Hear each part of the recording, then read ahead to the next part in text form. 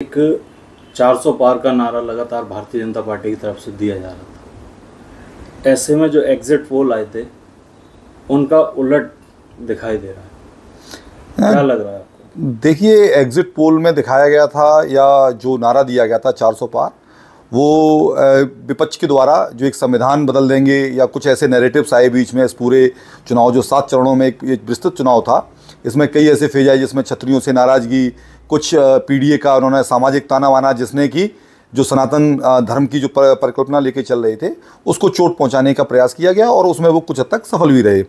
और 400 पार को सिर्फ हम एक ये मान सकते हैं कि एक हमने अपना एक लिया था, अपना प्रयत्न किया था, लेकिन सरकार तो मोदी जी की बन रही है। मोदी जी 3.0 आने वाली है, तो सरकार तो हमारी है ही हमारे पास। लेकिन विपक्ष कह रहा है कि 2 बैसाखियों की जरूरत पड़ी है। कौन कह रहा है? एनडीए के हम देखो 2 गठबंधन बने थे। एक गठबंधन जो था वो एनडीए नीति गठबंधन था, दूसरा जो गठबंधन था वो इंडी गठबंधन था। और उन गठबंधनों के हिसाब से आप देखिए तो 293 सीटें एनडीए गठबंधन को मिली हैं, जो कि पूर्ण बहुमत 272 से 20 से ऊपर सीटें ज़्यादा है।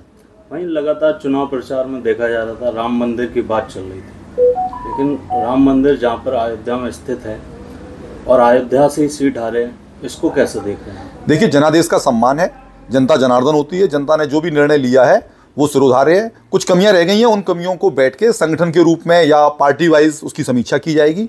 और जो भी कहीं पे जो भी कमियां रह गई हैं, जो भी हमारे इस पूरे मिशन में जहां पे हमें धक्का लगा है, उन कमियों को दूर करके भारतीय जनता पार्टी का एक विशेष रूप से ये नारा रहा है कि भारतीय जनता पार्टी या तो जीतती है या फिर सीखती है।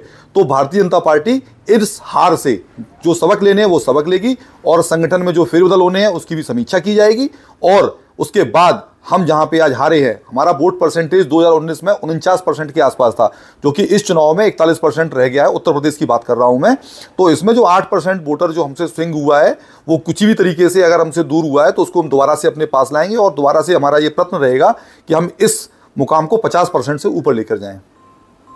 वहीं हम बात करें उत्तर प्रदेश की, उत्तर प्रदेश में जहां भारतीय जनता पार्टी कह रही थी 80 के 80, लेकिन यहाँ पर भी सेंध लगाई गई है। देखिए, ये तो चुनावी हर आदमी अपनी अपनी बात कहता है। अखिलेश यादव भी कह रहे थे कि 79 हमारी होंगी। एक सीट वाराणसी की उन्होंने छोड़ दी थी, बाकी 79 वो अपनी बता रहे थे। तो ये तो पक्ष और विपक्ष के इस तरीके के जो दावे और वादे रहते हैं वो हमेशा चलते रहते हैं और इसको हमें चुनावी परिदृश्य में देखना चाहिए। चुनाव अब खत्म हो चुका है, हमें धरातल पे आना चाहिए कि एनडीए 10 साल की सरकार में लगातार 2 बार सरकार में रहने के बाद तीसरी बार भी प्रधानमंत्री हमारे शपथ लेने जा रहे हैं। और वो ये मानना पड़ेगा हम सब लोगों को कि इतना होने के बावजूद भी 240 सीटें स्वयं भारतीय जनता पार्टी की आई हैं और जो एनडीए के गठबंधन घटक थे उसके बावजूद भी वो 292-93 सीटों तक पहुंचे हैं और 7 अन्य लोगों ने उनको समर्थन दे दिया, जो कि अब जो पूरा जो उनका एक कलेक्टिव जो संख्या है वो 300 से ऊपर हो चुकी है। तो इसको उसी दृष्टि से देखा जाना चाहिए कि सरकार भारतीय जनता पार्टी की बनी है और जो उनके सहयोगी दल हैं, कल आपने देखा नीतीश कुमार जी ने सम्मान स्वरूप कितना बड़ा कार्य किया है। कल आपने देखा कि स्वयं तेलुगु देशम पार्टी के जो नेता हैं टीडीपी के, उन्होंने किस तरीके के स्टेटमेंट दिए हैं। आप देखिए वहाँ पे क्या बोलते हैं, चिराग पासवान किस तरीके से प्रधानमंत्री जी के पक्ष में खड़े, कोई दबाव नहीं है। स्वयं कह दिया है मोदी जी ने कि जो हमारी बात हमने कही थी, गारंटी हमारी है, वो गारंटी मैं पूरी करूंगा। किसी भी जो भी हमारे संगठन के एनडीए के घटक दल है उनकी कोई भी जोर जबरदस्ती बिल्कुल भी नहीं है। वो लोग सम्मान स्वरूप हमारे साथ आए हैं और ये जितने भी घटक हैं ये प्री इलेक्शन है, ये कोई पोस्ट इलेक्शन घटक दल नहीं है कि जो किसी बार्गेनिंग के तहत आए कि हमको ये चाहिए, हमको वो चाहिए। उन्होंने मोदी जी के नेतृत्व में पूरा अपना विश्वास जताया है और उनको आश्वासन दिया कि हम आपके साथ ही रहेंगे और आपका पूरा सहयोग करेंगे। लेकिन उन्होंने तो मांगे रखी हैं अपनी 4।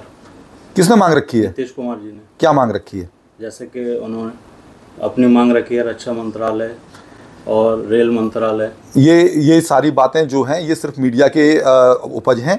मीडिया के पास हर एक तरीके से कोई बोल रहा है कि उनको लोकसभा अध्यक्ष का पद चाहिए, कोई कुछ बोलेगा, कोई बोलेगा ये है। आप रुक जाइए, कल शपथ ग्रहण का दिन है, उस शपथ ग्रहण को होने दीजिए और उसके बाद आप स्वयं देखेंगे कि ये सरकार जो बनेगी उसमें जो भी हमारे सहयोगी दल हैं उनको पूरा सम्मान दिया जाएगा, लेकिन किसी प्रकार की अनड्यू डिमांड एक्सेप्ट नहीं की जाएगी। कितना लगता है मजबूती से चलेगी ये सरकार?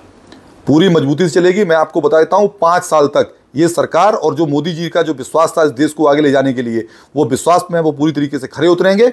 और आप इसके आगे आने वाले चुनाव में आप देखिए कि क्या होने वाला है। मैं फिर कह रहा हूं कि ये केवल एक हम लोगों को एक झटका लगा है और वो झटका से हम लोगों को उभरना आता है, क्योंकि हम लोग सीखते हैं। हम बैठेंगे, हम हर जगह पे अपने ग्रास रूट लेवल तक जाएंगे, समीक्षा करेंगे और समीक्षा के बाद हम इसको दोबारा से फिर से उठ खड़े होंगे। और एक चीज़ और बताता हूँ, आप सब लोग ये बात इतने बड़े चुनाव के अंदर एक छोटी सी बात भूल रहे हैं कि इसी के साथ पूरे देश के अंदर 4 जगह पे विधानसभा चुनाव हुए थे, और उन 4 जगह के विधानसभा चुनाव में 3 जगह पे भारतीय जनता पार्टी गठबंधन या भारतीय जनता पार्टी की सरकार बनी है। उड़ीसा में पहली बार भारतीय जनता पार्टी की फुल पूर्ण बहुमत की सरकार बनी है।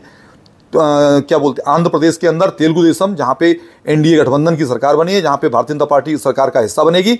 और वहीं अरुणाचल प्रदेश में तीसरी बार फिर से पूर्ण बहुमत की सरकार भारतीय जनता पार्टी की बनी है। किसी भी जगह पे इंडी गठबंधन कहीं पे भी रिपीट नहीं हुआ है या कहीं पे भी वो सरकार में नहीं आए हैं। कितनी मजबूती से करणी सेना देखेगी इस सरकार में अपने आप को? करणी सेना का बिल्कुल रहा है कि मैं पहले भी जैसे कई बार स्टेटमेंट दे चुका हूं, करणी सेना या क्षत्रिय समाज हमेशा से ही राष्ट्र धर्म एवं राष्ट्र प्रथम की नीति पे विश्वास करता है। और उसी बात को कई बार हमारे प्रधानमंत्री इस बात को कह चुके हैं, राष्ट्र सर्वोपरि। और वही भारतीय जनता पार्टी की परिकल्पना है कि देश से पहले कुछ नहीं और देश के बाद भी कुछ नहीं, सबसे पहले देश है। और अगर देश है तो सनातन धर्म है, देश है तो छात्र धर्म है।